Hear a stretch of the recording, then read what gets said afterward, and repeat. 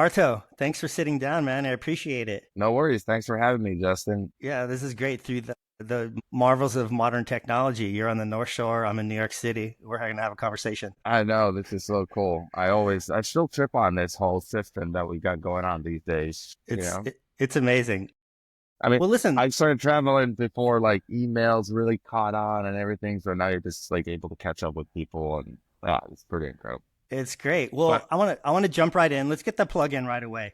Bike Path, a beautiful new photography book you just released. Is it available online? Where can people get it? that's available at superlabo.com. It's a Japanese fine art photo book publisher. So it's available on their website. I don't know how many copies are left. It's actually been doing pretty good, and I That's a think good we're problem to have. pretty low on stock. So if anyone wants it, hit them up now Right because on. yeah, it's going pretty fast. Well, congratulations, man. It's a really beautiful book. I'm glad I had a chance to check it out. Um, excuse me. So, you and I, we hung recently in New York City at a book signing for Bike Path, and the line for people to stand in line and get their book signed was so long, and it was moving so slow. And I think the main reason for that is that you seem to have a really genuine desire to chat with people and to have like a real moment with them as you were signing their book. And you're a really personable guy. And it struck me as really interesting because when you were a teenager and you first got an opportunity to get on Flip, you moved to Finland and had like almost zero English skills.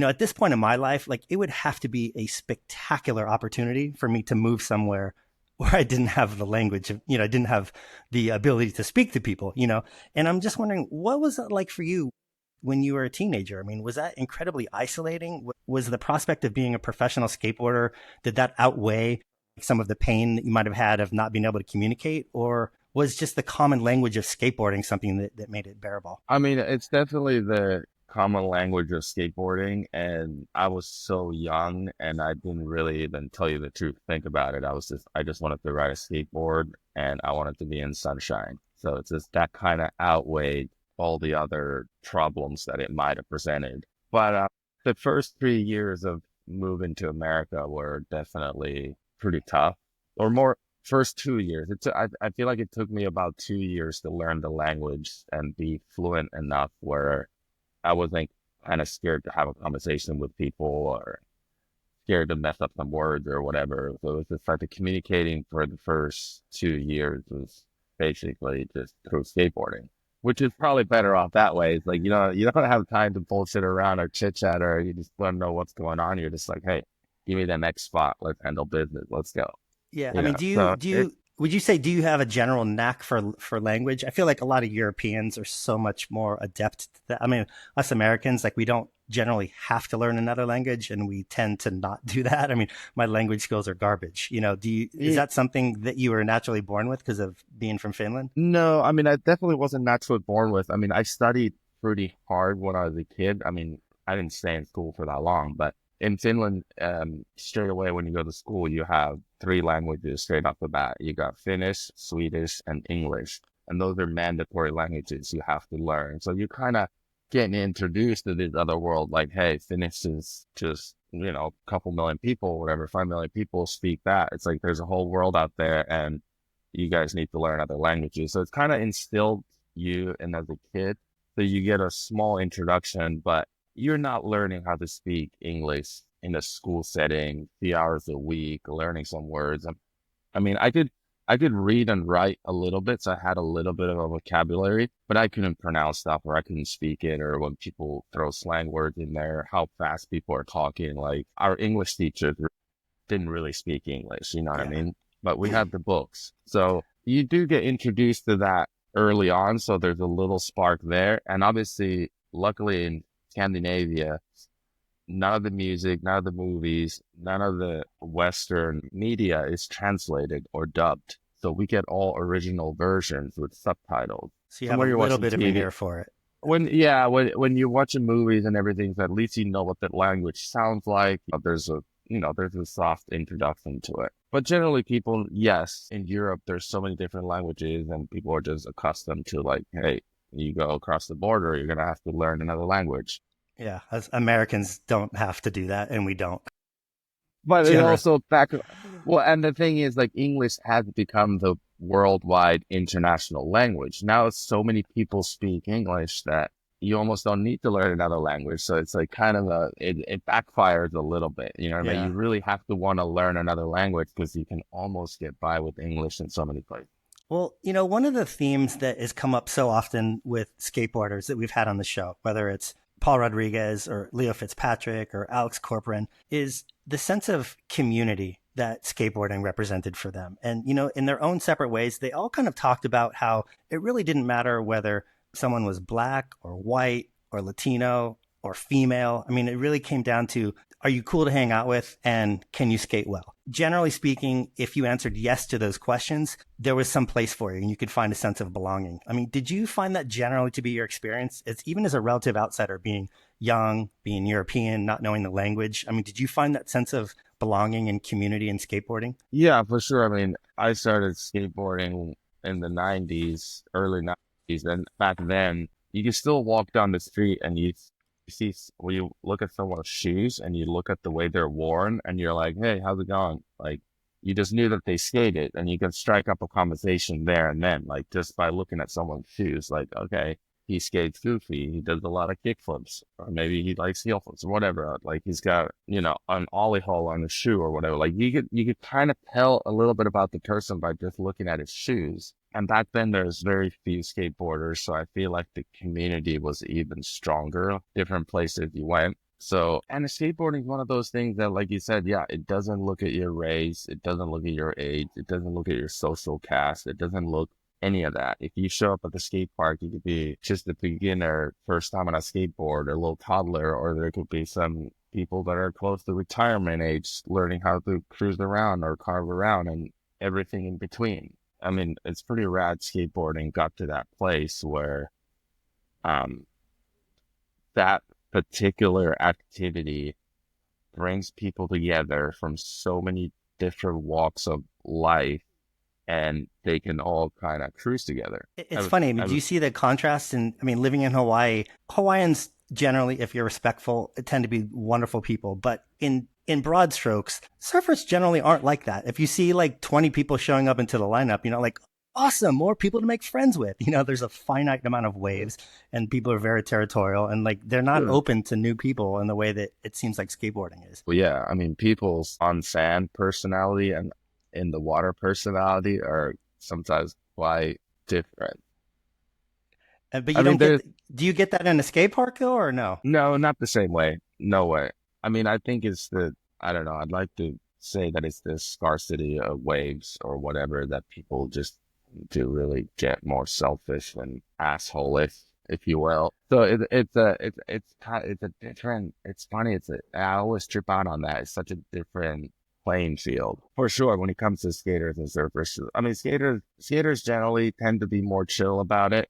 But then again, when you're filming video parts and you finding spots and this and that, like when you get to that level, there's a little bit of that in skateboarding too. It's like you just went and filmed 5 tricks in these spots that are not really blown out. Like you're kind of keeping those undercover until the mat comes out, your video part comes out, and then you're kind of like, yeah, whatever.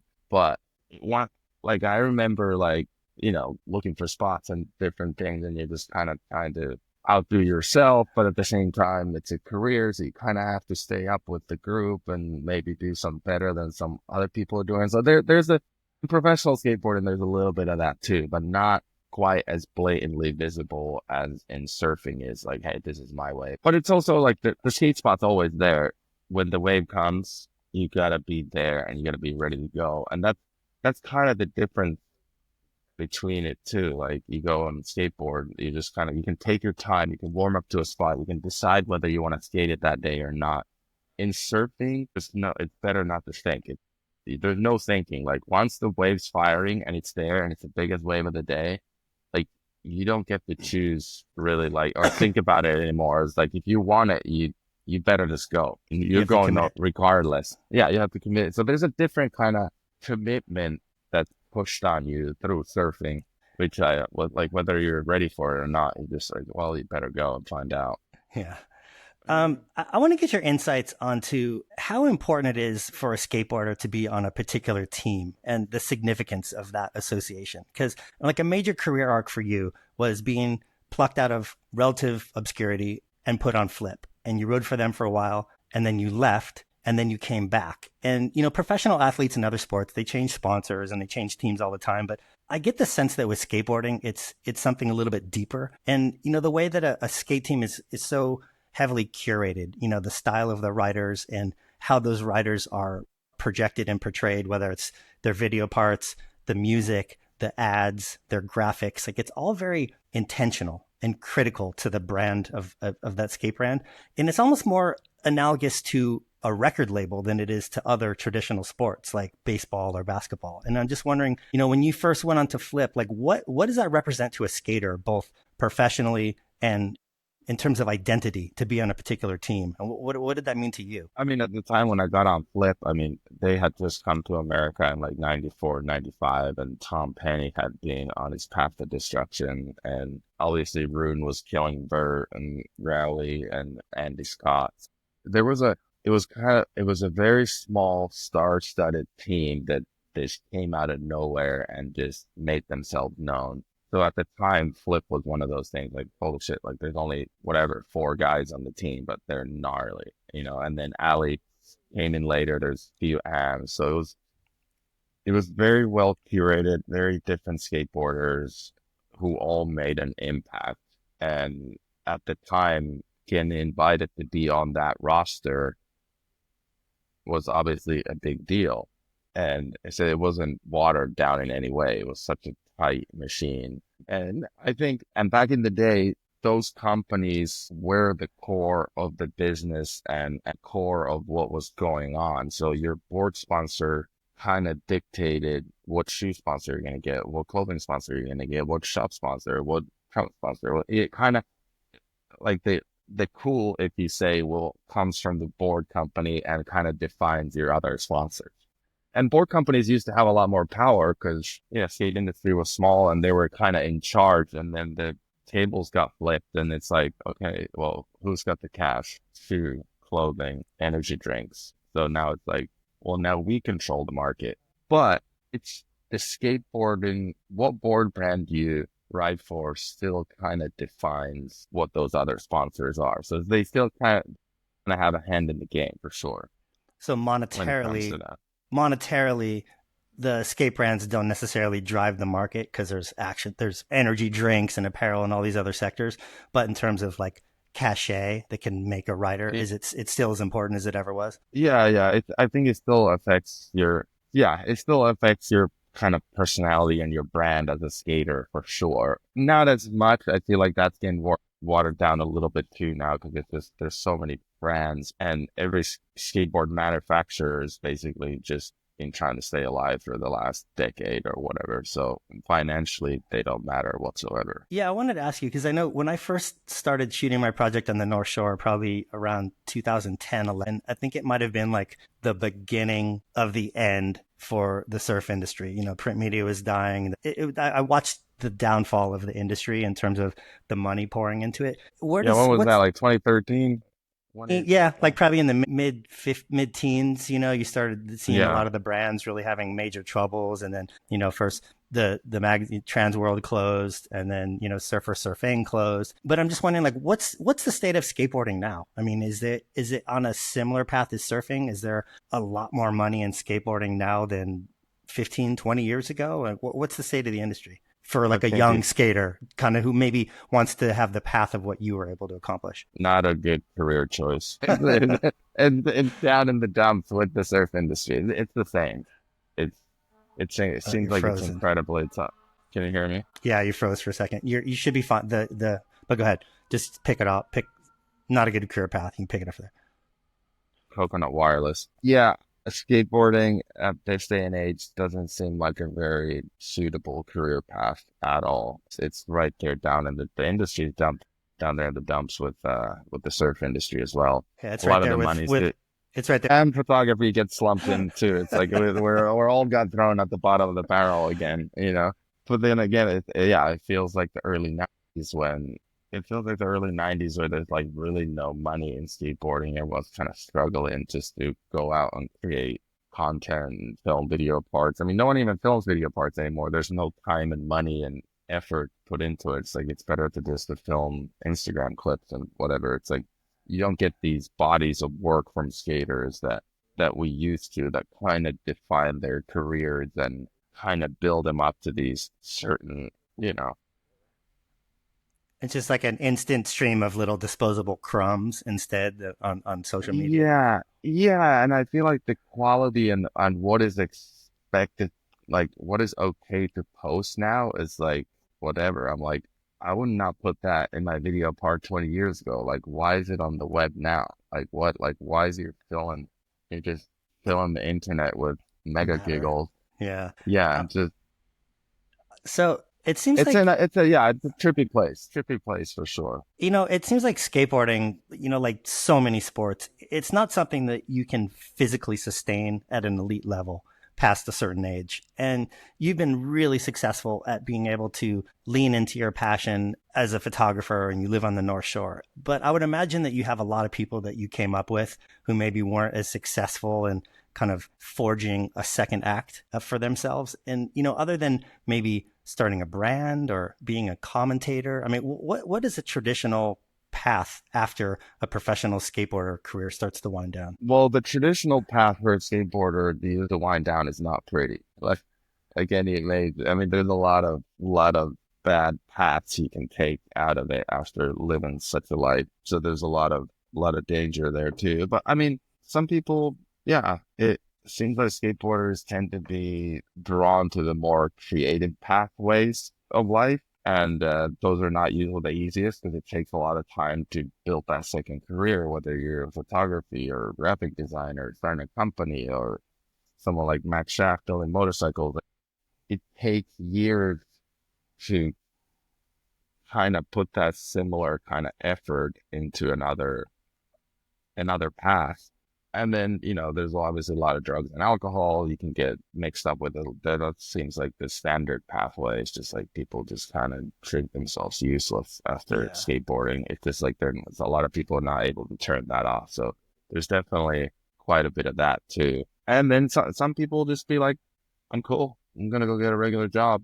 It's like I had a great friend who he was actually on flip back in the day, and he came to California. He could have been a professional skateboarder, and he would come out and skate with us and beat us in game of skate and everything. And he was just like, what? I'll just work in the warehouse and I'll enjoy skateboarding. I never want to make that my job. He loved skateboarding so much that he purely wanted to keep it fun for himself, and he didn't want to make it a job. But he could have just had it all. So Wow. shout out to Luke McCurdy, and he's still skating. He's still incredible. I just saw him post a clip, and I was just like, wow, he's Amazing. still going and just ripping.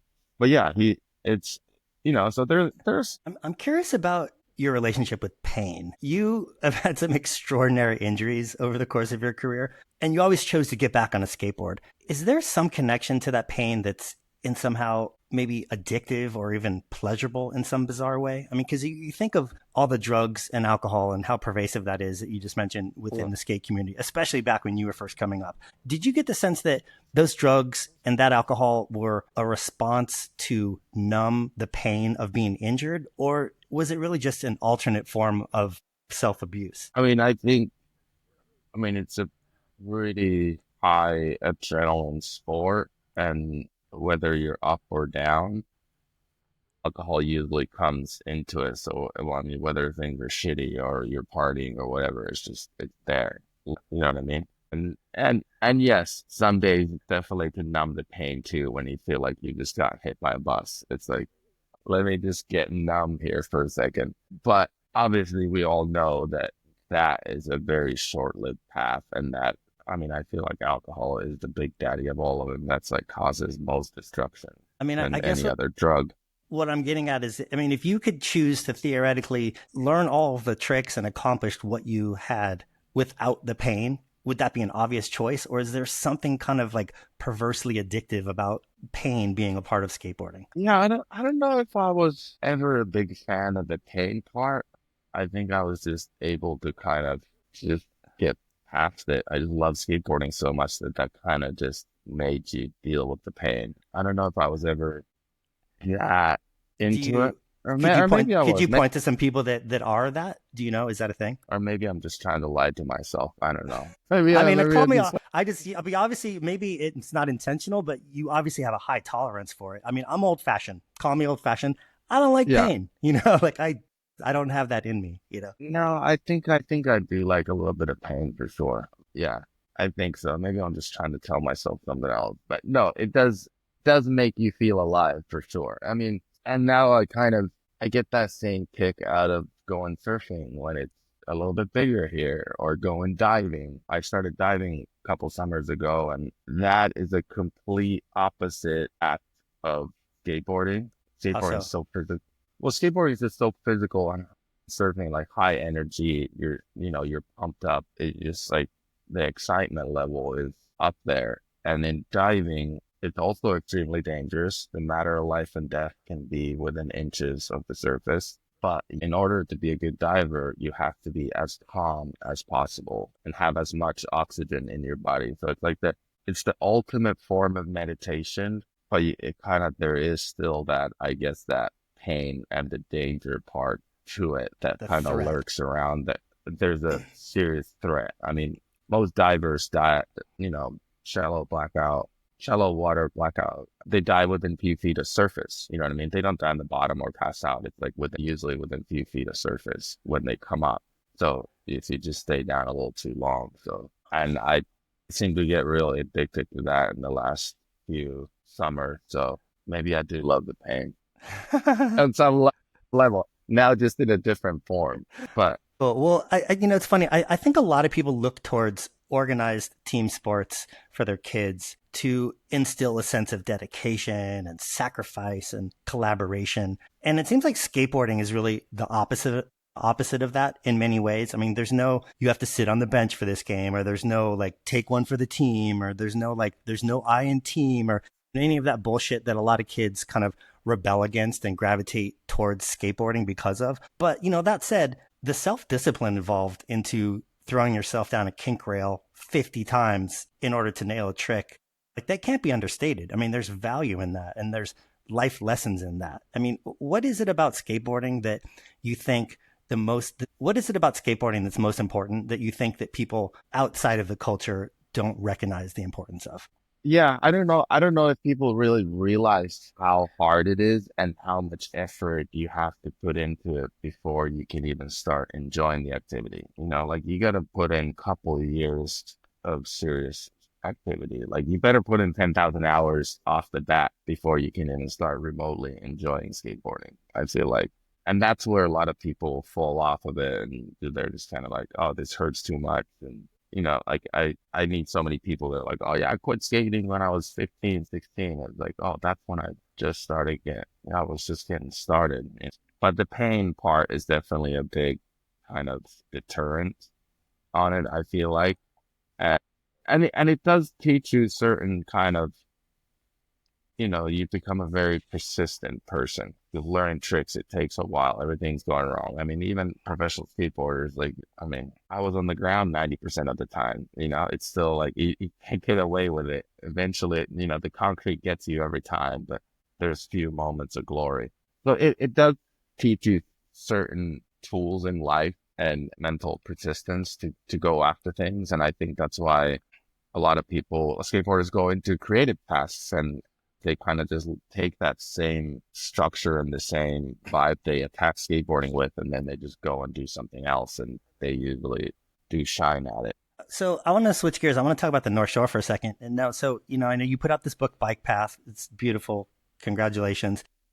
Thank you. So I published a kind of similar project a couple years ago. I spent 10 years shooting on the I spent 10 years shooting on the North Shore. You said something really interesting when we were hanging out in New York a couple weeks ago, and you were talking about how the majority of the portraits and the majority of the photos in your book were really within the last 2 to 3 years, even though you'd been shooting much longer, because it took you that long to really get the access and to be able to have permission to shoot these people that you were really most interested in. And I can relate so much to that, because the North Shore is it's a unique place where somebody like yourself who shows up with a very accomplished skateboarding career under their belt, but that status doesn't necessarily transfer directly to the North Shore. I mean, you show up and you still have to put in your time, and you still have to earn your trust, and you still have to show your respect to get your respect. And I'm wondering, was there ever any moments when you first started shooting over there where you were kind of surprised or maybe even humbled by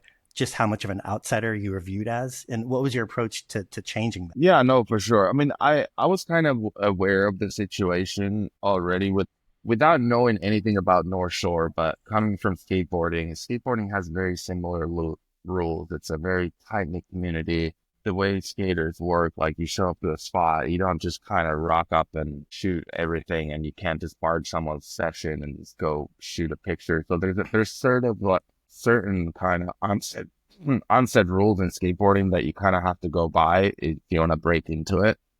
And I kind of took that same approach and method, like, hey, I'm from this world. Like, the surf world doesn't seem that much different. It has different variations of it, and I'm from a small town myself, and I tried to respect people's private space, but at the same time, you have to go make pictures, and street photography style is what I like to do. So I like to catch people on the moment without not really asking, like, can I shoot your picture or not? It's like, I'll go shoot a picture and then I'll beg for forgiveness afterwards. But I kind of had that in the back of my mind the whole time, and I was treading lightly and just kind of slowly getting introduced to the community.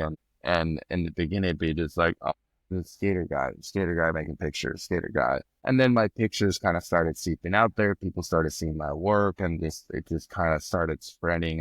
And as I'm treading lightly, it just kind of all falls into place. So I never had any like super gnarly experiences of shooting or whatever, but I feel like I also just kind of went pretty slow with it, and then I just felt like I was like, okay, now I know these people, I know what they're doing, and just kind of like I kind of figure out how the North Shore goes around, and Yeah, it kind of it's fell into place of that. it's a really unique place, and it's a kind of one of the few places where wealth and celebrity like don't immediately buy you access, and it's a meritocracy, whether that merit is surfing or taking amazing photos or whatever it is, like they really want you to, just tread lightly and show some respect, and you'll eventually get it Yeah, back in spades. and I feel like that whether it's portrait photography or commercial or whatever, it's like you have to in order to make great pictures, you have to have a connection with the people. It's like I shot the same thing over and over and over again, like so many things, but eventually I feel like I created a connection with some of the people, and they finally kind of let their guard down. And that's when those great pictures came in. And I had a feeling of it. It's like, hey, I'm probably going to shoot this bunch of blanks for a few years, whatever. Like, I'm going to get to the gist of it and try to get that guard down, and because I'm genuinely interested in these people and I love the community, and this is the style of photography I like to do. So I'm just like, hey, I'm just gonna see if this works. Doing documentarian work, you have to earn the trust of the people, and sometimes that takes a long time.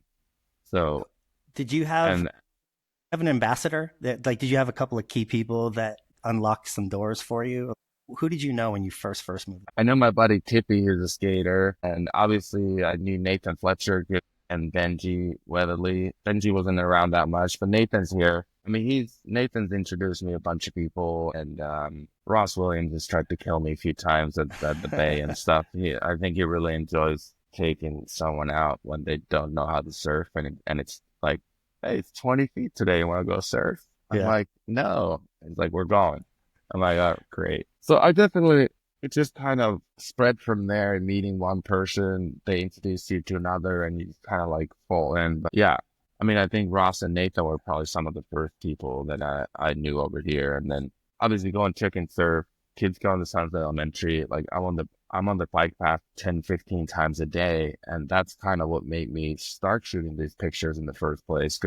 I wasn't shooting very many photos when I first got to Hawaii. I was telling you the truth. I was kind of burned out and I was over it. And didn't see many pictures in a few years. I thought I was done. And I started seeing these everyday life moments on the path. And I'm like, this is kind of cool. Like, this is cool what's happening here. I kind of love this stuff. And I don't know why I started shooting those pictures. Maybe just try to make myself feel like I was useful while I'm riding the Yeah. bike back and forth a million Well, times. I found that some of those smaller moments, like on the bike path, that can be much more evocative and tell more about the North Shore than another picture of like the hot new surfer getting barreled at pipe. Like there's so many people doing that, and it's so obvious. And the quiet moments on the bike path, like you can learn a lot about the culture by that more as opposed to the surf photos. That's what I found. Yeah, for sure. And it's an interesting mix because there's obviously like, there's a lot of great local surfers, all the family surf. Everyone who lives on the North Shore is somehow related to surfing, whether it's on a professional level or not. But it's an interesting mix because you get this like whole industry and professional side of things, but then you also get all these people that just love the ocean and love surfing. And it's just, it kind of all mixes together. So yeah, I'm always been interested in street photography and portraiture and stuff like that. And yes, you're right. A photo on the past can sometimes tell more about the culture and the vibe that another picture of a barrel. I mean, we know that there's plenty of that, and there's Yeah. plenty of guys that do it really great. Very well. And That's why I yeah, kind of didn't I want to mean, step yeah, on those toes because I didn't have anything to contribute that could top that. uh, and me too. It's like I can't swim 10-foot pipe and get right in the pocket and shoot a photo. Like I wish I Yeah. could, but I can't. I mean, and I think that's one of the biggest differences to skate and surf photography. Like if you're a really gnarly surf photographer, you gotta be able to survive in really serious conditions to be part of the session. Like if you're with a fisheye or wide angle at chopu barrel or pipe barrel, like not just anyone can do that. You have to be extremely fit and know the ocean, or you're just a Barney shooting on the beach like me. I'm like, Yeah. okay, give me the long lens. I'll sit here in the shade and just Yeah. cruise. You know what I mean? But I have a mad amount of respect for those guys that can do that. Because obviously Likewise. skateboarding, it's like skateboarding, anyone can go sit at the bottom of a 20-stair handrail and shoot a picture. There's no like physical demand to be part of the session. So I think that's Yeah. one of those like interesting differences in skateboarding photography and surf photography.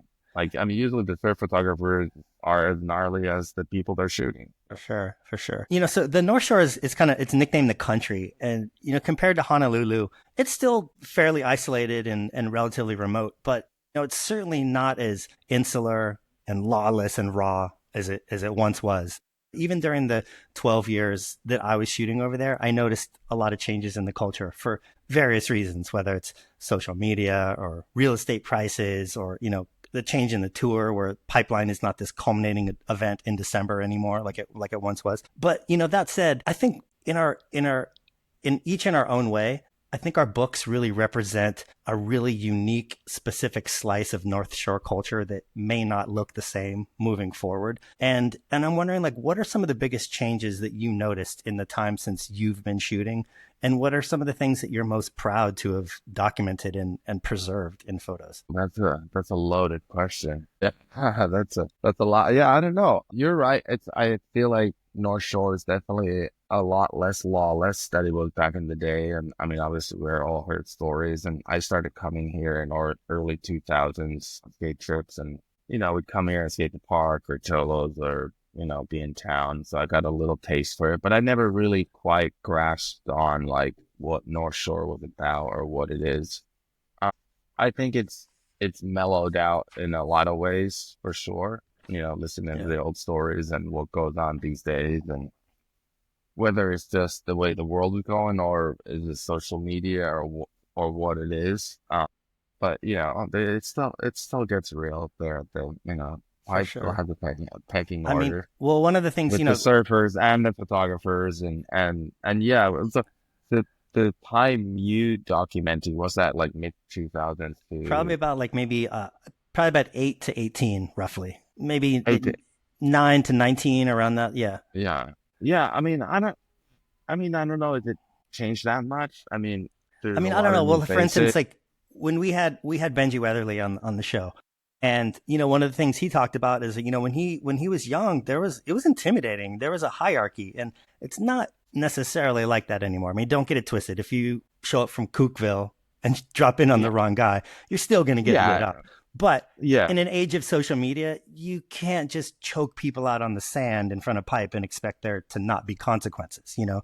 And even when I first showed up, there was this real sense that, like, okay, these are the rules. These are the people. Here are the places that you aren't allowed. And when I eventually earned access to shoot those people or earned access into those backyards or those patios or whatever, like it just made this experience so much more rewarding, and it made those pictures so much more powerful and important. yeah. I mean, I think rightfully so. People are a little protective. I mean, Hawaii has a big history, and a lot of people come here and just take, and they don't necessarily give a lot back. Like if you when you meet real Hawaiians and you experience real aloha from them, it's like it's a serious thing, and you're like, oh, this is what it's about.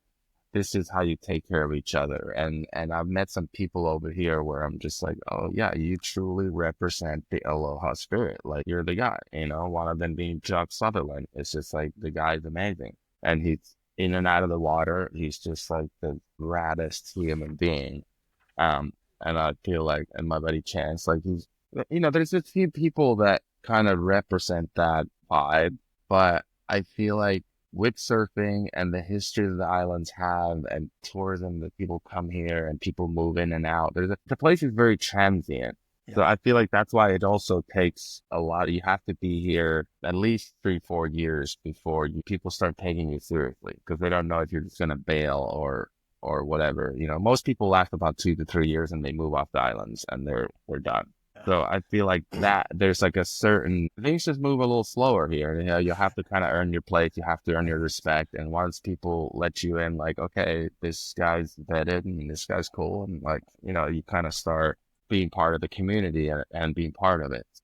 Yeah, that's why I was asking about it. That's why I was asking about, you know, who your kind of ambassadors were when you first moved there. Because something about, you know, at least for me, an introduction from somebody important, like, goes a very long way on the North Shore. You know, it's almost like, I don't want to say mafia because it has such a negative term, but it's a very closed circle in the sense that you're an outsider until somebody vouches for you. And then it's a very small circle. And I was always very, very reticent about, you know, I would show up every year with a box full of prints and give images to people that I'd shot the year before. Sometimes, you know, candid, they didn't even know that I took it, but just giving someone a physical print out of the blue, like it just, that goes a long way. You know, it's showing respect instead of asking for something.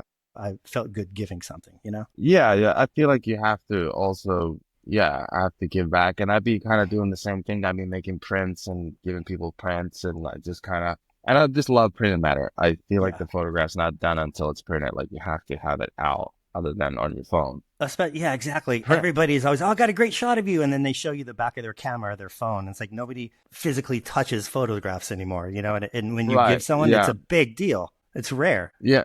That actually has helped me quite huge too. It's just making prints and be like, here, check out this cool shot I got of you, and just hand it out, and people seem to love it. Yeah. I mean, that kind of stuff goes a long way. And then, it's just the way you are. And I try to be part of the community, whichever I can. Like if there's a fundraiser for the art class at the schools or whatever, like I try to be part of it. I try to donate art, try to be part of little things that the community puts on and you know, make myself useful. And once people take note of that and stuff, it's like, okay, he gets it. He's part of this thing, and you know, everyone kind of works together. Then all of a sudden you're in there. It doesn't matter which community. Doors open, and I think that goes anywhere in life. You know, any community you go into. You know what I mean? And so I try to give back whichever way I can, and a lot of times that's through photography. So, you know, the development of surfing and skateboarding as a culture and as a sport, it's been so intertwined over the years. I mean, if you look at somebody like a surfer like Larry Bertelman, so heavily influenced like some of the Dogtown skaters in the late 70s. And then you cut to today and you see some of these kids doing these like above the lip tricks on surfboards.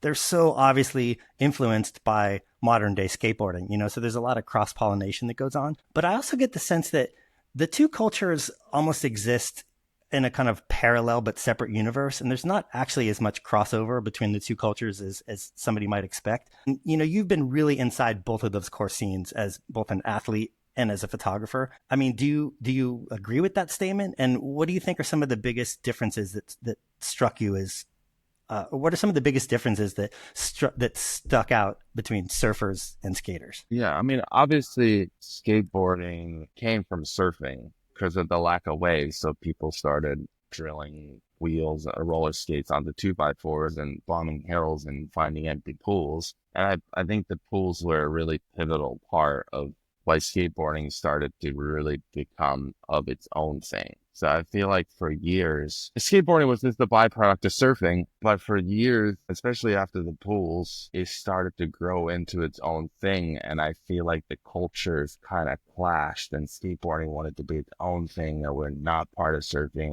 So it kind of just like kept going away and just like, no, this is our world. You guys are here and whatever. Like it was this, you know, like early days, like, being a street skater in my time, like, yeah, really, he definitely didn't mention if you surfed or not. You Yeah. know what I mean? Like in that circle. But now I feel like now it's gone completely other way, and a lot of skaters start surfing and surfers start skating, and it's just kind of, I feel like and even with the tricks and stuff, like a lot of obviously all the early skate tricks are influenced by surfing. Like, there's a trick called Bertleman. You know Yeah. what I mean? Like, there's all the old school first tricks. They all tried to mimic surfing in pools, and that's where that came from. And obviously skateboarding became its own thing, and a lot of the airs and flip tricks and all this got finessed in skateboarding. And now skateboarding is feeding all those airs and all the modern technicalities back into surfing. So it's kind of an interesting mix where it's like where it came from and all the, a lot of it got invented in skating, and now people are like, wait a minute, like, people like John, and they're just getting so good. They're like, I can do that on a surfboard on this wave, Yeah. off this ramp or But whatever. So it just kind of in comes terms of back. It's like really in terms of like a mindset or attributes, do you notice there's like a theme that's different between surfers and skaters? a theme that's different. I mean, I don't know. I mean, we're all chasing the froth one way or the other. Yeah, I yeah. don't know. I don't know if you just do it in a I mean, I don't different know. way. We had Damon Way on the podcast, and he made a very controversial statement that he thinks that skaters are way cooler than surfers, at least with respect to personal style. Thoughts on that? You care to Yeah, tread into that? yeah. I mean, I feel like skateboarders are definitely more city people. It takes place in a city. Your landscape is an urban city, so you're more. I feel like you're more connected to the arts and culture and the street fashion, and you're clicked in on the city culture. Surfing happens most of the time in very remote places on the earth, or unless you live in a beach community. And beach communities have a certain style and vibe and whatever. So I feel like, whether it's cooler or not, yeah, I'm not gonna start You getting don't want to too weigh in. controversial. I'll let Damon take the brunt of that one. Yeah. Yeah, let Damon take the heat on that. But I mean, I see where it's coming from, Yeah, yeah. But I feel like I feel like surfers tend to be removed from what's going on in the world, and skateboarders are more clicked in because their waves are right in the city center.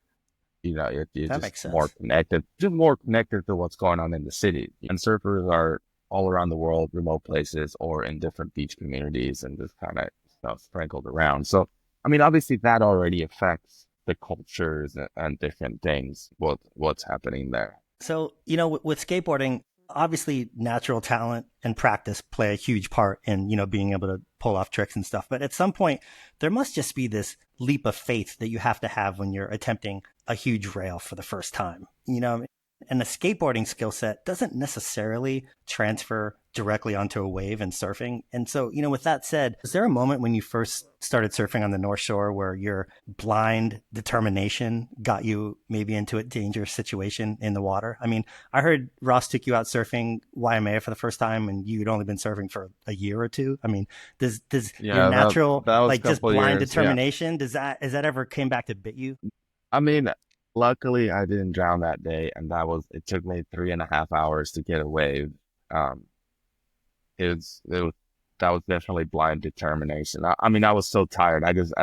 One point I just wanted to go in. I was like, I didn't want to be out here anymore. It's done. and then Ross is just like, paddle, go deeper, keep your head down. So I just basically just kept my head, my forehead on the board and just paddled until I felt the pickup. And I think I airdropped into the wave a little bit and Stuck it. somehow, somehow made it. Yeah. I mean, it felt like bombing a San Francisco hill on the loosest trucks you could possibly have on a skateboard. Just like it definitely felt like the most wild ride, but also semi addicting. Yeah. I mean, it's definitely the early years when I got here, I was definitely learning how to surf and pushing it a little bit more and just like not knowing the ocean and not really understanding the dangers of it. Maybe like looking back at it now that I know more, I think I'm more scared of it now because I kind of Yeah. understand a little better. I think it was just like, It's I'm fun. like, sure, I'll paddle out there. It's water.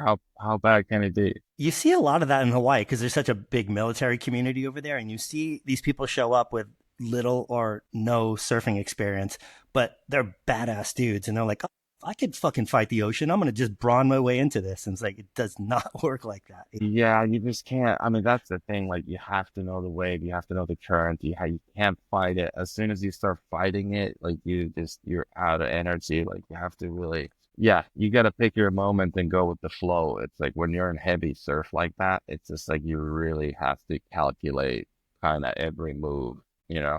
So Um, it's a pretty interesting activity.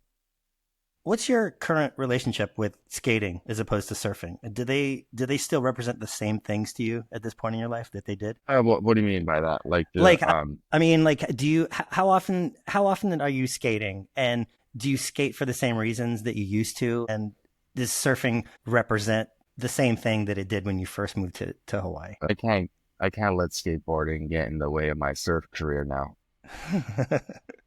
So I don't skate anymore at all. I mean, I barely can roll around a park. My knees are so shot that it's like it's too much pain, and whatever little bit of I have left in my knees, I kind of want to save it for surfing, and I enjoy being in the water. And it's, and even surfing on a bumpy day and whatever, it's just like one wrong move, and you're like, oh, you're kind of limping for a few days. And does So shooting skateboarding kind of allow you to still have a leg in that world and feel connected with it? I, Is that I mean, important to you? I think there's three things may that relieve the pain of not being able to ride a skateboard physically the way I would still want to ride a skateboard. And that's obviously doing photography, shooting skating, shooting surfing. Like, yes, you're part of the action and you're doing something. And sometimes getting the right photo almost feels like you're also completing a trip.